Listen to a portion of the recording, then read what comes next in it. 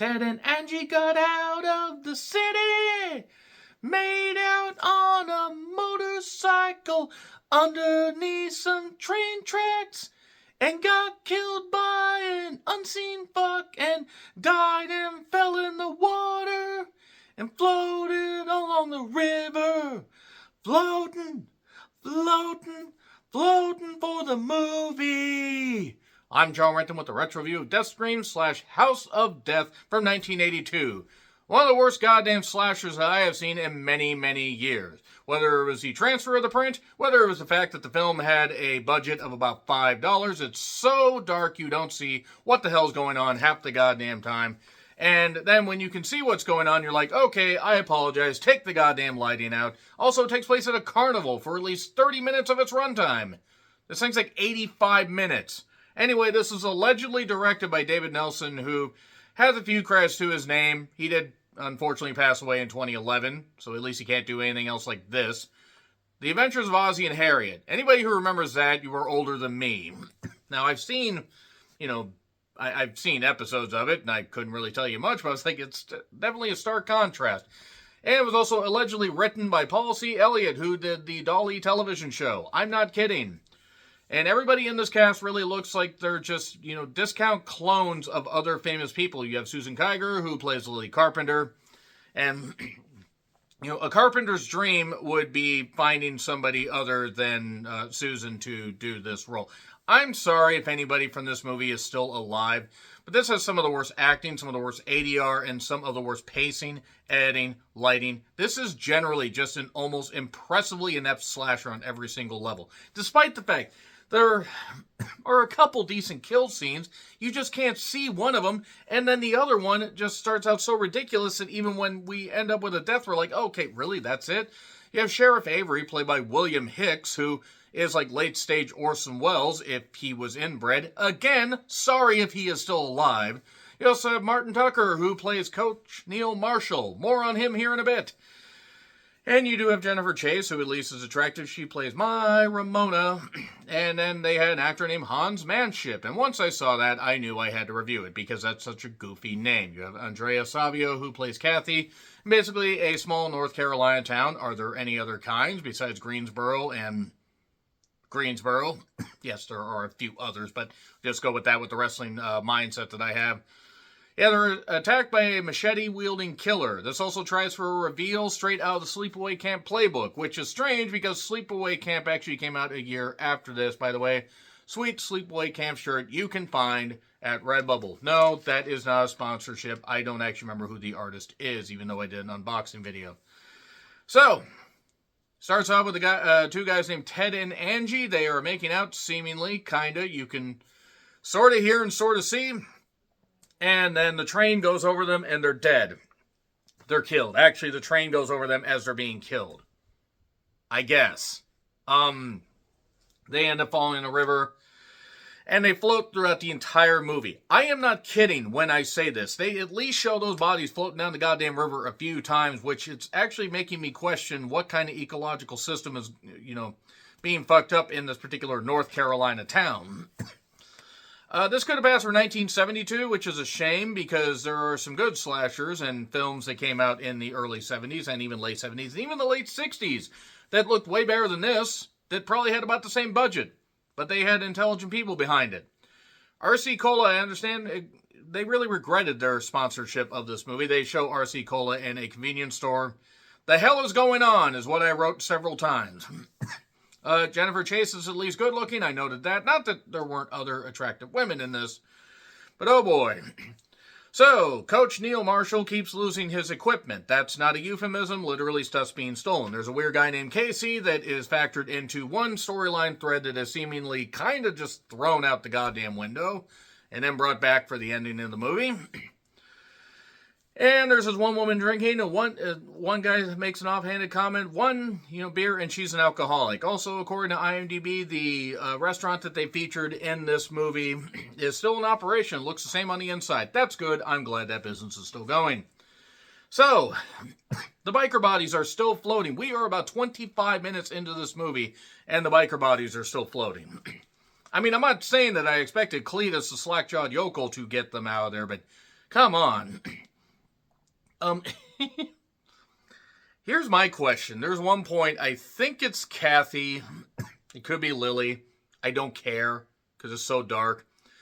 They get shocked by this train that suddenly passes by her. If you have been in that town for any length of time, any town, I would think you would know where the clearly labeled, delineated train tracks are, so you aren't surprised by this. They had a jump scare, Cat. Oh boy.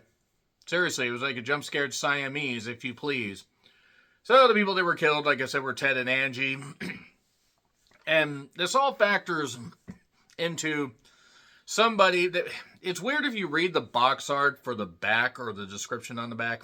It's something about a guy at a carnival, or that was rejected from participating in activities, so he took his revenge. That's not actually it.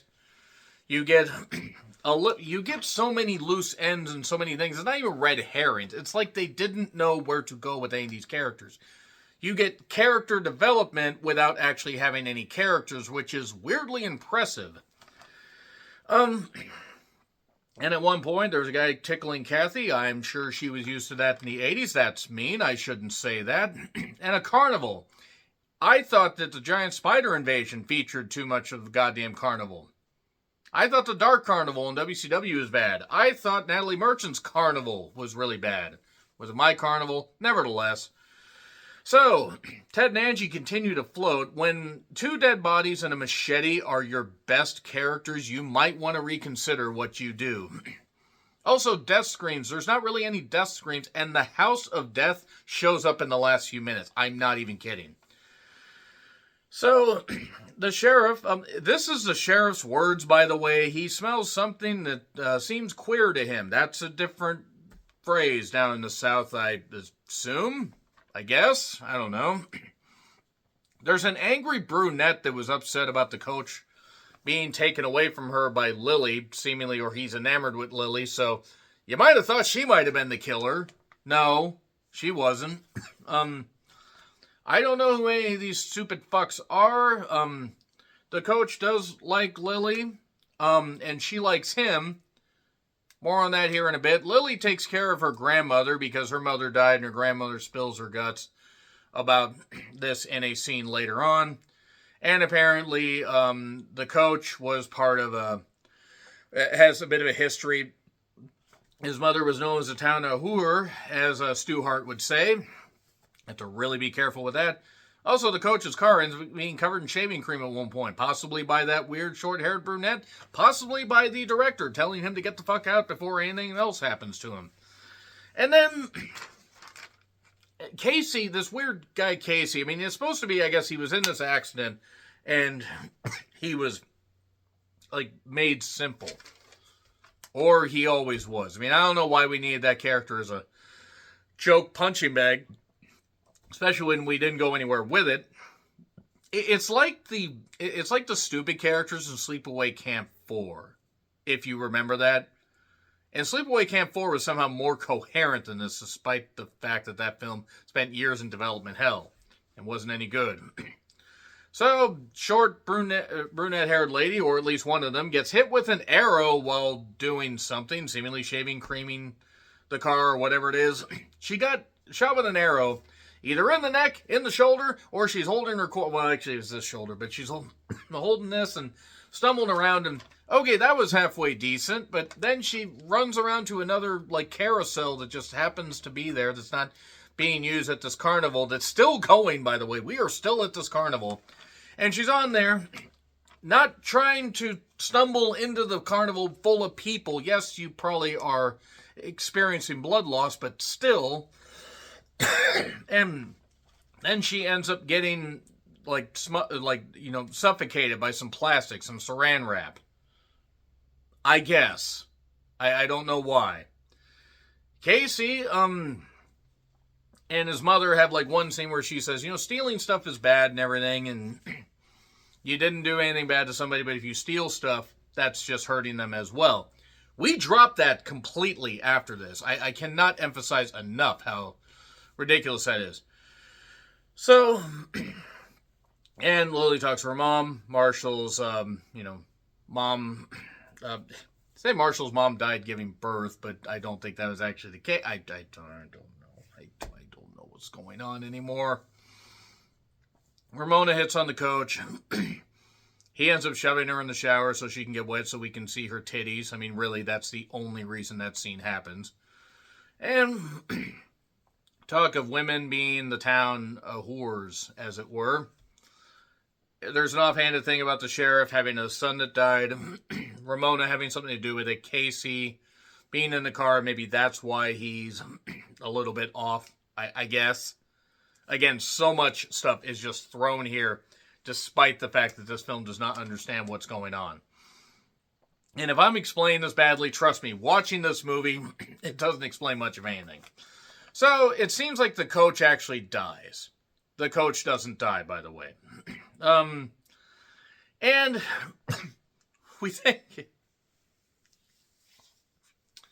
we then get just basically people being killed at this, like, little, woodsy campsite. Like, almost like it's trying to rip off Friday the 13th. A girl named Sandy ends up dying. By the way, this girl, very pretty, don't get me wrong, at least what I could see. But she ends up floating in the river and sees Ted and Angie, who, again, two bloated corpses, the best actors in the goddamn movie. She gets killed. And then they decide to go to a cemetery and do a weird seance. Where, the German Shepherd under the bed and everything, and would lick the woman's hand, and humans can lick too. Or maniacs can lick too, whatever it is. We have 15 minutes left, and we are just telling urban legend stories. This has no proper pacing at all. They go into the house to get out of the rain, and one guy died in the outhouse, seemingly, I guess. I guess that's implied. Not as funny as Sleepaway Camp 2, as shit as those sequels were. That was funny. And the Machete makes appearances. Hooray, Machete. Thank you for coming back and gracing us with your sharp presence. And one guy named Walker gets killed. How did his head turn that white that quick?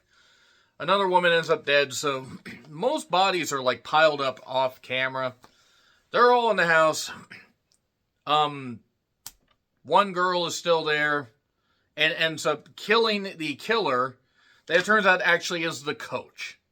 We get a brief 15-second flashback where he sees his mother, I assume, as a Vegas showgirl stripper something, and that scarred him, so he needed to take women out that were acting all slutty, as it were.